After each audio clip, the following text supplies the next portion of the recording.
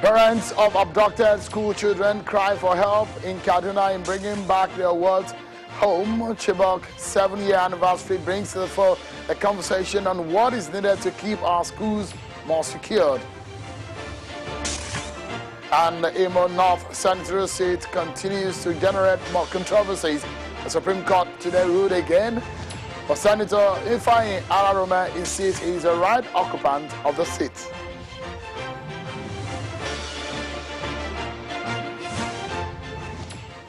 Hello everyone and welcome to Politics Today live on Channels Television. I'm Sean Kimaloe. It has been months and months of legal tussle over the Imo North Senatorial District seat and the election. And today the Supreme Court has ruled over the matter again. Well, there's still this controversy over the right interpretation of what the Supreme Court had said or ruled about in the past, and also the appeal court judgment. Senator Ifeanyi Alarome's lead counsel today, Mr. Ahmed Raji, has reacted to the Supreme Court judgment that dismissed the appeal of Senator Ifeanyi Alarome, who was seeking to be recognized as a candidate of the All Progressives Congress in the election of Imo North Senatorial District by election conducted last year. Mr. Raji insists the latest judgment of the Supreme Court does not in any way affect the earlier judgment of Justice Taiwo of the Federal High Court, which affirmed the candidacy of Senator Alarome and ordered the Independent National Electoral Commission, INEC, to issue a certificate of return to his client. It calls on INEC to immediately comply with the earlier judgment by the High Court, notwithstanding the Supreme Court judgment.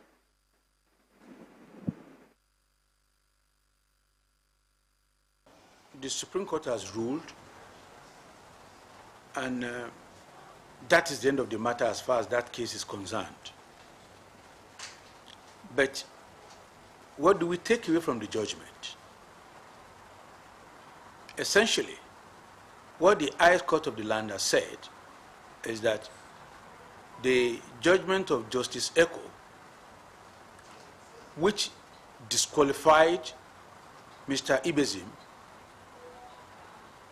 ought not to have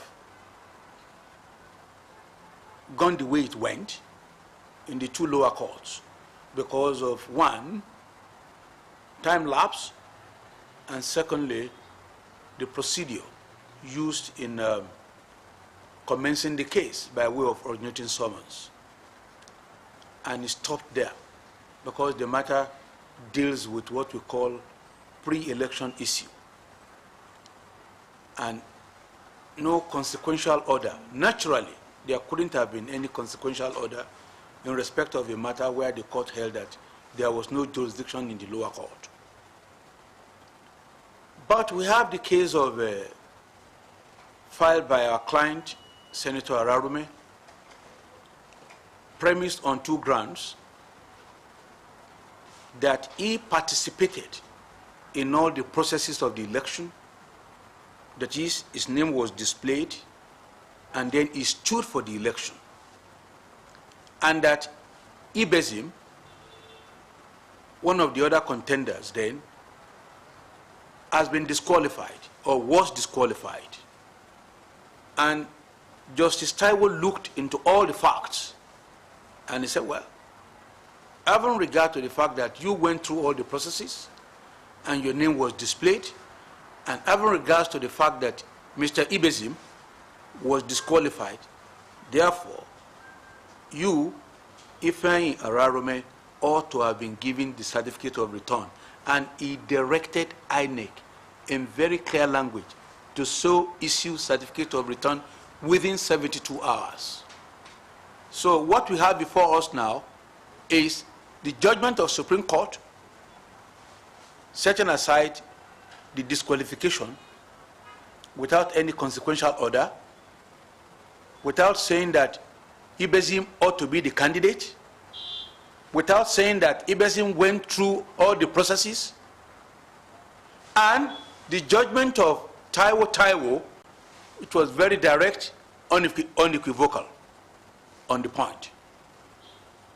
Therefore, as of today, the only extant judgment on the issue of who was the candidate of APC is that of Taiwo J, which has not been set aside, and non-compliance with it irritatingly denies the constituents, the citizens of the senatorial district, the right of representation in the Senate of Nigeria. Whatever INEC has been waiting for in the Supreme Court, there is nothing that has come to affect the judgment of Taiwo J. And we're using this opportunity to call on INEC to do the needful until, because the judgment of Taiwo J is operational. When politics and law are locking horns, it's always very difficult to decipher where to go. So hopefully, INEC might make its decision very soon. We have Mr. Ibezim and even the PDP already reacting to this matter. Well, that's not our major conversation for tonight. But we have some stories for you, other stories or political stories on our political roundup. Take a listen to them.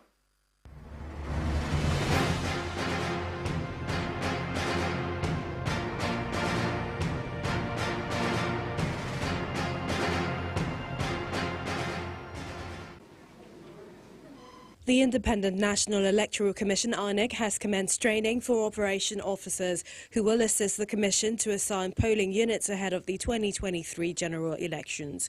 INEC has, in the last 2 months, been consulting stakeholders about its intention to convert existing voting points and settlements to full-fledged polling units.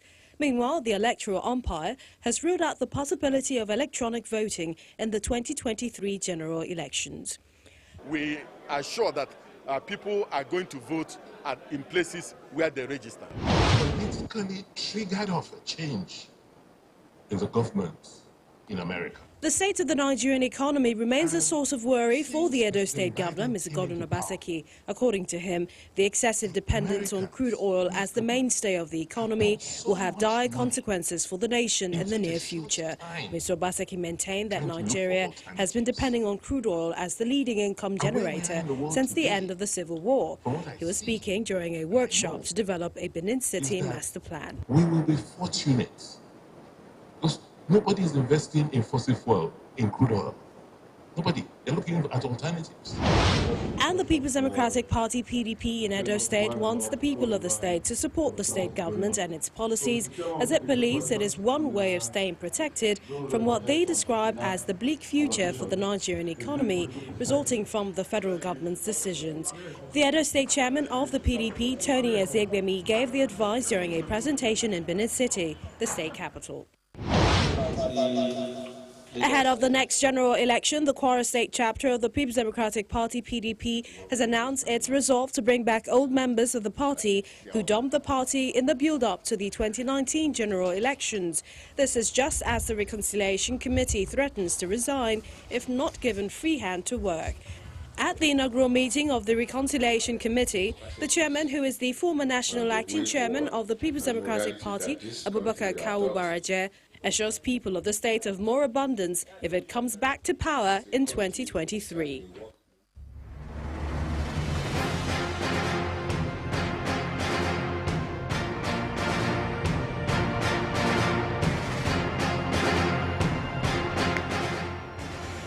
Well, tonight our attention is on the situation as regarding safety of school children, the efforts of government, and the plight of those who are expecting their children to be back home. And so the Borno State Governor, Professor Babangana Zulum, was in Damasak from Thursday and spent the night until Friday morning after the town was attacked on Tuesday by Boko Haram insurgents, killing 20 persons and injuring 21 people. Governor Zulum traveled alongside Senator Abubakar Kyari, representing Borno North, who hails from Damasak, and some officials. As part of measures, the governor held operational meeting with soldiers and other security forces, after which he presented 12 security vehicles in helping in the fight against the insurgents. Schools in some parts of the northern Nigeria have become deserted due to the continued attacks by bandits on the institutions.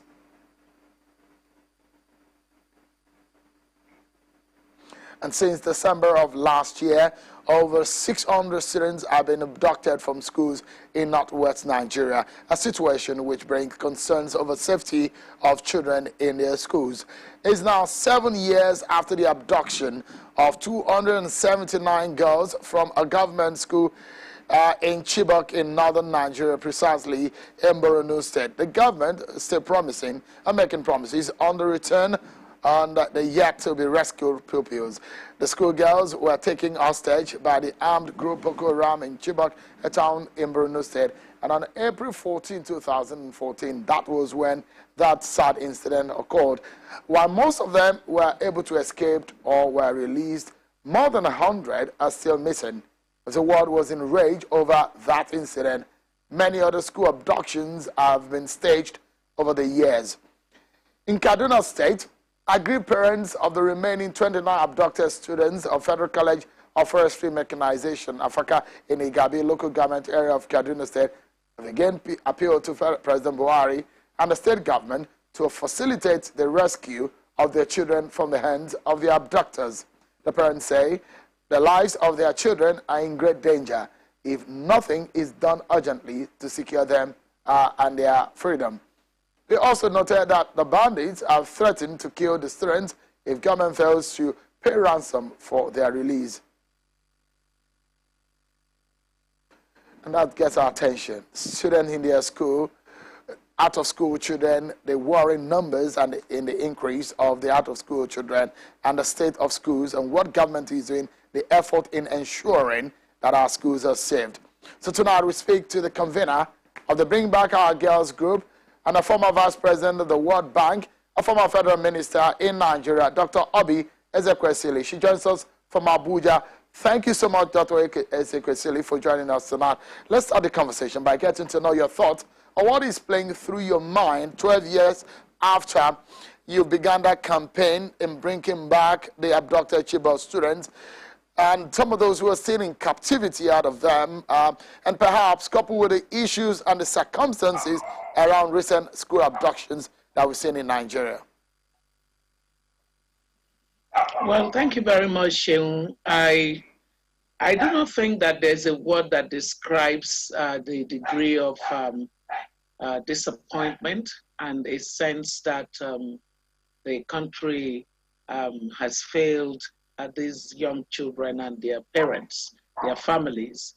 The 112 remaining Chibok girls, as well as Leah Charibu, hardly get any kind of attention from our government. You will know that in recent escalation of abduction of school children, we saw Kankara, we saw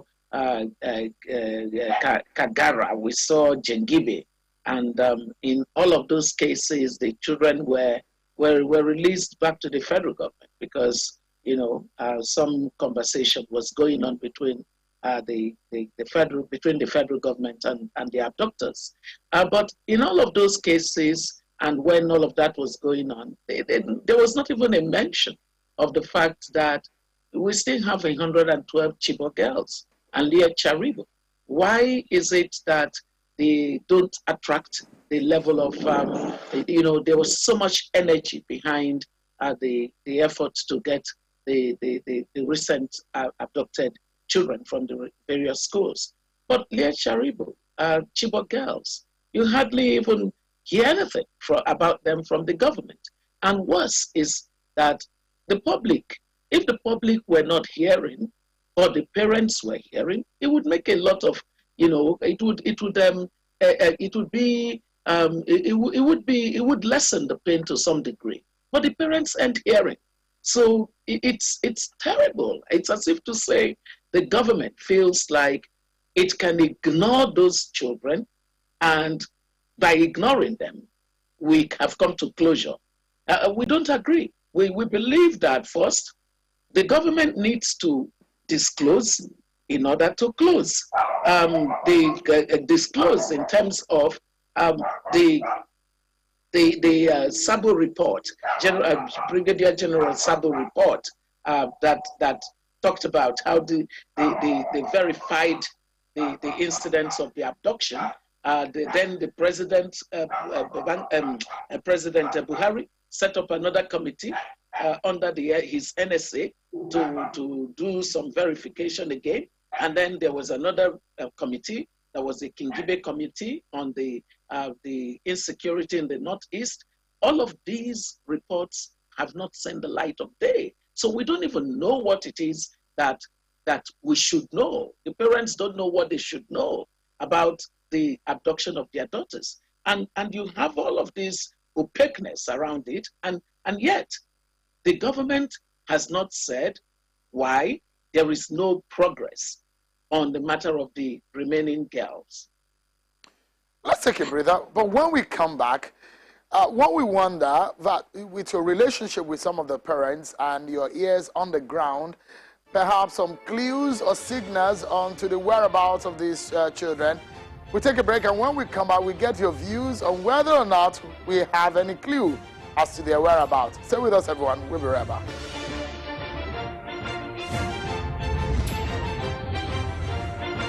Thank you so much, everyone, for staying with us right here on the program.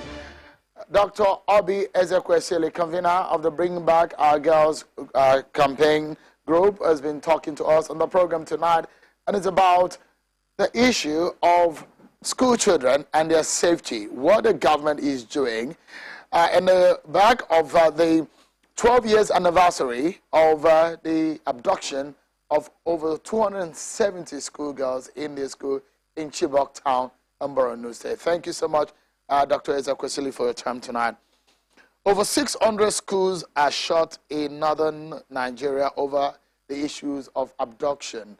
I was going to ask you, with the fear that is in the air in part of the northern Nigeria as regarding this matter, I would like to know what solutions that we can have as a nation. But before you tell us that, do you have any information from any quarters, parents, anywhere, as to whether these schoolgirls, the remaining ones from Chibok, are in the country, still with the abductors, or where exactly do we have? When was the last time you heard any information about them? Well, you know, Seun, I really should be asking you. I sometimes find it very, I must say, irritating when journalists begin to ask citizens like myself the questions that we should be asking you. You know, it's the field of journalism that should really be at the center of, you know, this demand for the disclosure on. I guess the reason why I'm asking Doc, the reason why I'm asking Doc is because of your role as a convener of the Bring Back Our Girls group, and because of the relationship that you have.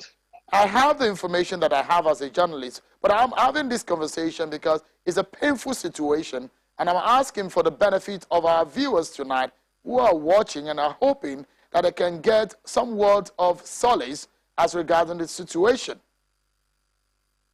I get where you're coming from. It's just that, you know, think of it this way. The government can afford to ignore parents of Chibok girls, can afford to ignore BBOG, but the government cannot afford to ignore a very committed Nigeria media and citizens that really care to get to the root of what has happened to the remaining schoolgirls. So it really takes much more than, you know, you saying you're a co-convener of Bring Back Our Girls, so we expect you to know. And the truth is, the last that we knew was painful. To hear somebody like Ahmed Selkida, who is known to have these kinds of information, saying to us that majority of the girls may actually not be there anymore. The government, we wrote to the government and said, tell us if that is what you have as information, so that the parents can at least adjust themselves to that reality.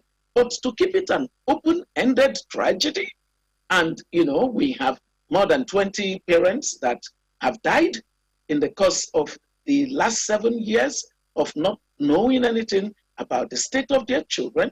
And then you have many of them that are bedridden, they are diseased in health because of, the neurosis of just having to cope with this kind of a situation. Their lives are in limbo. So when you have this kind of a theater of uncertainty, and then government is not saying a word to the parents, we all as a society should be very worried about that and should give a voice to closure. There has to be closure. The government's closure on Chibok girls and their charity would be to bring them back. It wouldn't be to simply, say that if we can avoid it, avoid talking about it and never saying anything to the parents, then this would just go away. It's never going to go away. It won't go away. And think of it this way, Sheung. Chibok girls happened in 2014. When some of us took the very firm stance that we took, that their government owed them justice of rescue, it was this fear that if citizens of the country, especially our children that go to school, could just disappear, and that would be the end of it. We all just carried on with our lives as if nothing happened. We would have sent a very dangerous signal to the abductors. And then what it would mean is that the vulnerability of the country would be very dire for all of us. And many, many years after, is that not what has come to pass? Where abduction, kidnapping, basically has become a thriving industry in our country. We could have checked this in 2014. So, as we try to conclude this conversation, I just have two questions. One on this issue of school children, and the other one is about the economy. And within the next 1.5 minutes that we have left, I have personally visited that region as a journalist investigating some of the situation there. Channels Television has visited that area, in fact, Chibok, more than twice after that 2014 incident. But the Safe School initiative emerged from that Chibok situation. Has that initiative helped at all? If it has failed, why do you think it has failed? It has failed simply because this government did not give any priority to it. I do not think that this government is interested in school children and their education. I don't think so. Look at the northern Nigeria. Northern Nigeria is already behind the curve in terms of development. And development is a function of human capital, education, health, and all the other associated services that people need in order to productively engage. So it is clear that, this attitude toward the Safe School initiative that has made it not a priority has ended up basically incentivizing the business of the terrorists. And with that, my final word basically is the children need to be given priority in our country. And we all need to insist that children should be priority in our country, especially their education. We need to close now, and just a secondary matter that I'd like you to weigh in because of your past experiences and knowledge. Just in 30 seconds, I'm sure you have followed the debate over the claims over the debate on the federal government, the claims of money printing from Governor Obaseki. What's your take on that matter? Well, I think that the country is in serious economic trouble. The truth is, you've got inflation at high double digit of 17%. Inflation is the worst enemy of the poor, and for the governor to be almost sanguine about quantitative easing that is not backed by the kind of level of growth and productivity that you could see in countries like America or some of the other countries in Europe. And, this is a really dangerous policy. And there's so much opacity attached to the whole quantitative easing process that he's doing. This money printing that he's thinking is just lending, you're supporting government. For goodness sake, look at our debt, our public debt service to the budget is now more than 80%. What are we doing? The economy is in ruin. Dr. Obi Ezekwesili, thank you so much indeed for your time tonight. Thank you, Sheung. Have a good one. You too, please. Thank you. That's our show for tonight, everyone. Many thanks for watching. I'm Sheung Akimale. Bye-bye.